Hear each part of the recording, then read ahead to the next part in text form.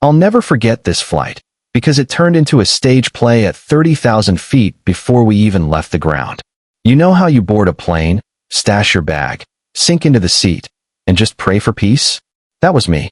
I had finally scored an upgrade, last minute, after weeks of work travel that had chewed me up. My brain was fried, my body was running on fumes, and that big leather seat felt like the only good thing that had happened in a while. For a second, I thought the universe had finally thrown me a bone. But then she showed up.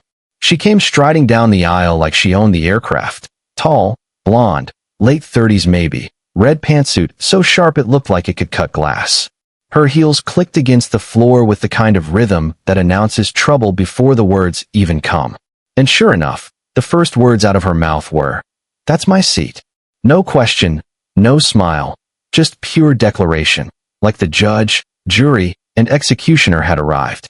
Now I've dealt with my share of entitled people, but there was something about her tone that made the entire first-class cabin turn their heads.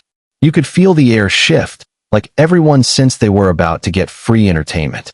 I just looked up at her, tired but calm, and said, "Unless your name is printed on my boarding pass, I don't think so." A couple chuckles rippled from behind me. That did not sit well with her. She leaned in closer, perfume so strong it felt like it had teeth. "Don't play games," she hissed. "I paid for this seat. Unlike you." She said it loud enough for people 3 rows back to hear. I almost laughed. Instead, I leaned back, folded my arms, and just waited.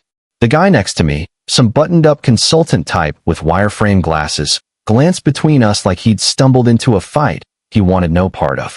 I gave him the smallest shake of my head. "Don't step in, man. I've got this." She didn't back down. In fact, she doubled down. "Move your things," she ordered, lowering her voice but sharpening the edge. "I'm not asking again. Now, I'm a patient person, but I don't do well with bullies." So I said, calm as can be, "You can call the captain, the president, or whoever else you think cares. This is my seat." Her face flushed, so red it matched her suit. "Don't test me. I'm friends with the crew. You'll regret this." By now, half the cabin was pretending not to stare while absolutely staring. Phones were being tilted at just the right angle, like secret agents on assignment. The businessman beside me sighed and whispered, "She's unbelievable." Then came the attendants, drawn by the rising volume. The lead attendant, a woman who looked like she'd seen every meltdown in the book, asked politely what the issue was. The red suit woman, let's call her Vanessa, snapped, "This man has stolen my seat. I booked 2A. Get him out of it." I handed over my boarding pass without hesitation. Attendant checks, nods, smiles, says, "Yes, sir. You're in the correct seat, 2A. Case closed, right?" "Wrong." Vanessa whipped out her own pass, practically stabbing the attendant with it. And guess what? It said 7C. Not even first class. When that truth landed, the silence was almost funny. Someone behind us actually coughed to cover a laugh. Another muttered, "Not even first class." But Vanessa? Oh no, she wasn't going to fold. She puffed up bigger, like a balloon about to pop. "That's wrong. I upgraded. I paid. He doesn't belong here. I do. Move him, or this flight isn't leaving." That was the moment everyone realized she was willing to take us all hostage with her pride. And you could feel it. The tension clamped down, the air got heavy, and suddenly, this wasn't just about a seat. It was about ego, status, and the kind of person who refuses to lose, even when the scoreboard is flashing in their face. The attendants tried, believe me. They reasoned, they explained. But Vanessa was on a roll. She demanded the captain, said she knew him personally, claimed she'd have me thrown off. And then, right on cue, the captain himself appeared. Sharp uniform, gold stripes, calm authority radiating from every step. His voice cut through the chaos like a bass note. "What's going on here?" Vanessa flipped the switch faster than I thought humanly possible. 1 second she was barking orders. The next she was batting her eyelashes like he'd just rescued her. "Captain, thank God. I was just telling them. This man is in my seat. They're confused. Could you please handle it?" Captain takes my pass, glances, nods, hands it back. Then he turns to her. "Ma'am, your boarding pass says 7C. This gentleman is in the correct seat."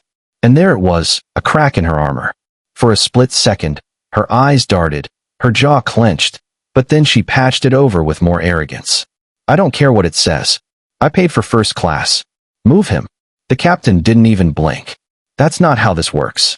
Now the passengers were openly grinning. Phones up, recording. It was turning into a spectacle. Vanessa tried again, leaning in like she was negotiating in private. Captain, you and I both know this is ridiculous. Just reassign him, give him a voucher, whatever. Problem solved.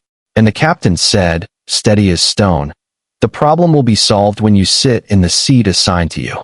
It was beautiful. She tried the classic line, do you know who I am? And without missing a beat, he said, your name is on your boarding pass. And your boarding pass says 7C. At that point, laughter rolled through the cabin like a wave.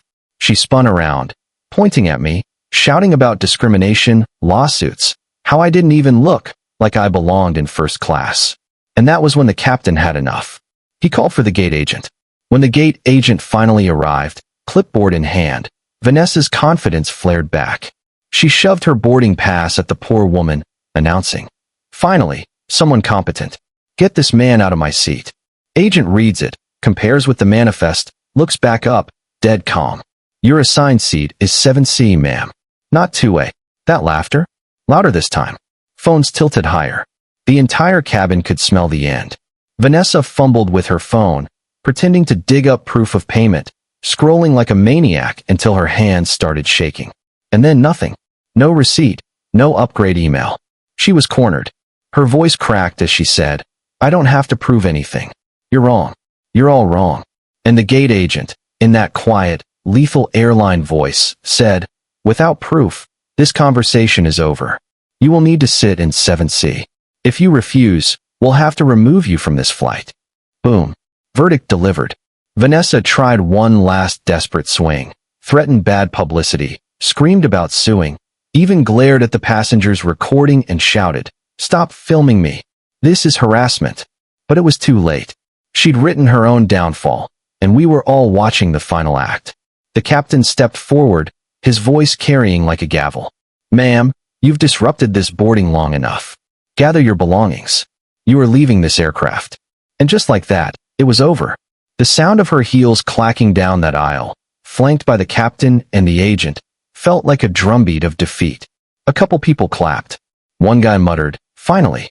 She spun halfway, yelling about how we'd all regret this, how she'd have everyone's job, but the only thing she carried with her was the quiet laughter trailing behind. When that door finally closed, the silence was electric. The kind of silence you breathe in like fresh air after a storm. The consultant next to me leaned over, smirked, and whispered, showtime. I just sat back, finally able to relax, finally able to own the seat I had earned, not by volume, not by threats, but by patience. And here's the thing. I didn't cheer, I didn't gloat. I just let her arrogance collapse under its own weight. Because sometimes the loudest person in the room ends up proving themselves wrong without you saying a word. But here's what stuck with me. The whole cabin had been united for a moment. Strangers laughing together, whispering, recording, shaking their heads. It felt like we all carried that story off the plane, like a secret we couldn't wait to share. And yeah, I know it went viral. Phones were glowing with clips before we even pushed back. Still, I keep thinking about her, about how far someone will go to defend a lie when pride is on the line, how entitlement can blind you to the truth that's staring you right in the face. So I'll ask you, what do you think? Did she deserve to be kicked off? Or should the crew have given her a second chance to save face? Was justice served? Or was it just another case of public humiliation going too far? Drop your thoughts in the comments. I'd love to hear where you stand. And hey, if you've ever seen a meltdown like this on a flight, or maybe even been in one, share your story. Because I promise, no matter how wild it felt in the moment, there's always someone out there who's lived through worse.